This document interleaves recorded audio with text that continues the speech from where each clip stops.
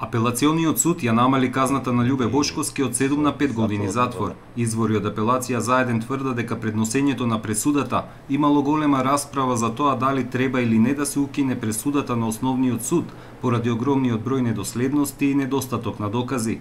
Еден од судиите тврди дека во почетокот биле тројца за, но по извршен притисок останале само двајца за поништување на пресудата.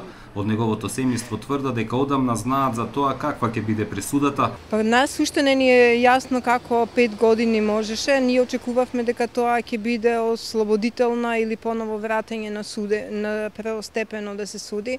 Но во Македонија е све можно, бидејќи тука немаме судство, имаме само полициска држава и партиски одлуки кои што се донесуваат во штабовите. Исто така, кога беше првостепено, ние веќе знаевме колку ќе биде осуден Љубе, а и сега пред 10 дена веќе по скопските кафани почна да се шпекулира дека ќе биде казната намалена на 5 години. Бошковски и неговите адвокати уште при самиот судски процес негодуваа што не можеа да ги добијат материјалите од специјалните истражни мерки, ниту ги добија видеоматеријалите на кои всушност нема никаква снимка како се предаваат парите. Заштитениот сведок никој не го виде, беше со заматен лик и скриен од јавноста и адвокатите. За неговиот идентитет гарантираше судиката, која пак експресно после пресудата за Бошковски беше унапредена во апелациониот суд.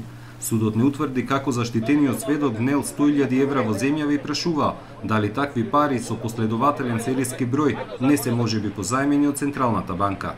Мислам и сум убедена дека и сега во апелација судиите имале притисок, бидејќи сами не им било дозволено да размислуваат.